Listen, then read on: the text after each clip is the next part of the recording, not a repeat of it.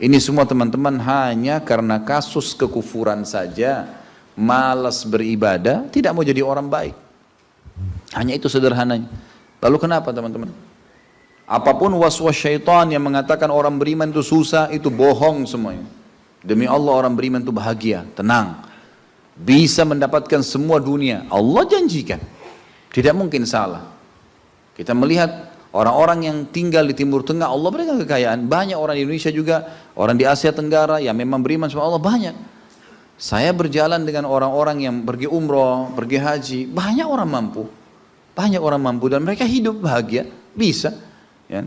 Jadi bukan berarti kalau kita lagi sulit kemudian kita menganggap oh ini berarti saya disiksa sama Allah atau memang hukuman, tidak. Antum harus berubah, kata Allah SWT, innallaha la yughayyiru ma biqaumin hatta yughayyiru ma bi anfusihim. Allah tidak akan mengubah nasib satu kaum sampai mereka mengubah nasibnya. Maksud daripada ayat ini adalah, kata sebagian ulama, kalau seseorang muslim dia memohon, merengek, mengadu sama Tuhannya dan meminta apapun sampai dia minta menjadi seorang raja dunia, akan dikabulkan oleh Allah asal dia mau mengubah dirinya. Lalu Allah akan bukakan kepadanya peluang-peluang untuk mencapai apa yang sedang dia minta itu. Dan Allah sebaliknya akan mencukupkan kebutuhan seorang hamba kalau dia mengatakan cukuplah saya begini.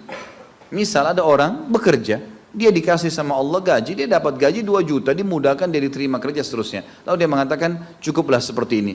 Keluarga saya biayai 1,5 juta, sudah cukup, alhamdulillah, udah, nggak masalah. Allah cukupkan dia dengan itu. Tapi kalau ada orang tamak dengan rahmat Allah, enggak, saya mau begini, saya mau begitu, saya mau berusaha, lalu merengek minta kepada Allah, Allah akan kasih, tapi prosesnya ada. Karena kita di dunia ada proses. Makanya Umar bin Abdul Aziz rahimahullah mengatakan, sungguh saya ini memiliki pribadi yang tumuh. Tumuh itu orang yang selalu antusias mendapatkan yang terbaik. Beliau waktu jadi masyarakat biasa, beliau minta kepada Allah agar menjadi gubernur Madinah. Dan beliau mengatakan terus saya menggencot doa itu setiap malam sampai Allah kabulkan saya jadi gubernur Madinah. Gitu kan. Kemudian setelah itu saya memiliki antusias yang lebih besar untuk menjadi khalifah. Dan terus saya berdoa sampai Allah nobatkan jadi khalifah. Padahal Umar bin Abdul Aziz tidak bisa jadi khalifah pada saat itu kalau sesuai dengan jalur keturunan. Semestinya ada orang lain, dia memang keturunan Bani Umayyah, tapi bukan dia semestinya pada saat itu menggantikan khalifah. Tapi subhanallah sebelum meninggal khalifah sebelumnya, menulis surat bahwasanya yang datang setelah saya adalah Umar bin Abdul Aziz, padahal bukan dia. Makanya setelah Umar bin Abdul Aziz meninggal, kembali kepada keturunan raja yang pertama. Tapi Allah selipkan dia menjadi khalifah di situ. Dan dia mengatakan saya mendapatkan semua apa yang saya inginkan dengan tumuh saya, dengan antusias saya yang besar, dan saya mohon kepada Tuhan saya sampai Allah kasih. Jadi Allah kasih teman-teman sekalian. Tapi bagaimana kedekatan antum kepada Allah subhanahu wa ta'ala? Bagaimana kita merengeknya dengan Allah? Bagaimana kita memohonnya dengan Allah? Tidak ada yang mustahil. Coba terus minta sampai Allah kasih. Karena setiap seseorang hamba mengucapkan Rabbana atau Allahumma, atau kita mengatakan dalam maksudnya ya Allah, wahai Tuhanku. Begitu kita mulai memohon, itu sudah ada garis startnya ucapan kita.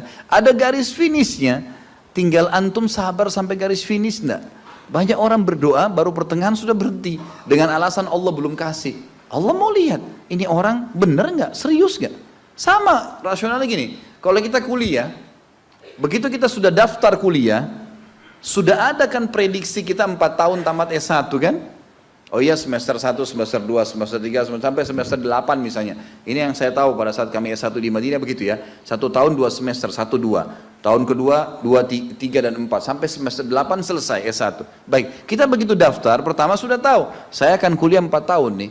Kalau saya lulus selama 4 tahun saya akan lulus menjadi S1. Kita sudah tahu kan. Kalau ada orang baru tingkat 2 sudah berhenti kuliah, dia sendiri berhenti. Itu sama rasionalnya orang kalau berdoa tuh. Kalau merengek sama Allah, sabar sampai titik klimaksnya, kita akan dapat ijazahnya, kita akan dapat apa yang kita inginkan, gitu kan? Tapi kalau orang terburu-buru, tergesa-gesa, dia tidak dapat. Jadi selalu tamak terhadap rahmat Allah. Dan itu bagian daripada ibadah. Allah SWT menyuruh kita tamak dengan rahmatnya. Ya. Kita disuruh berdoa dengan khaufan wa tama'a. Khauf, takut dengan azabnya Allah, jangan masuk neraka, dan tamak terhadap rahmat Allah. Minta terus agar Allah SWT memberikan kepada kita rahmat yang luas, ditambah, diberikan karunia. Antusias teman-teman sekalian. Orang mukmin itu selalu optimis. Tidak ada kata-kata pesimis, tidak ada kata-kata putus asa, nggak ada kata-kata dendam. Berlalu, qaddarallah ma syaa fa'al. Allah sudah takdirkan dan sudah terjadi. Kata Nabi SAW, kalau terjadi sesuatu pada kalian, katakan Allah sudah takdirkan, sudah terjadi. Buka lembaran baru, jalan sekarang, gitu kan?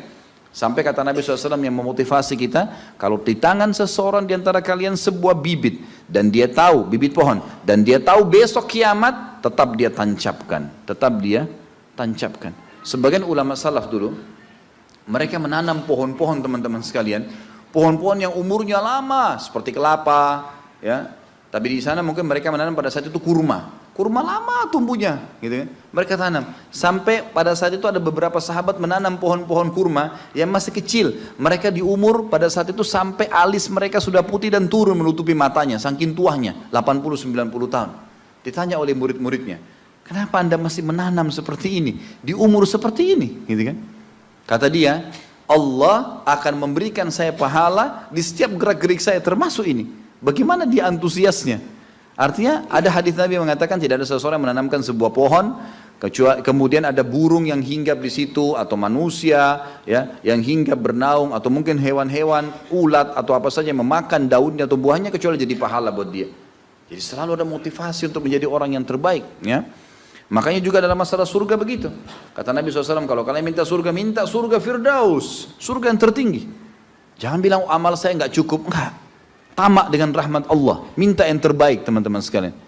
Kita tidak akan berubah kecuali Allah tidak akan berubah kecuali kita berubah dulu. Kita yang mengubah menjadi lebih baik. Ya, ini poin yang harus digarisbawahi. Ini sebuah kaidah hidup, ya. Sehingga kita harus selalu optimis dan begitulah keadaan orang-orang beriman. Allahu a'lam.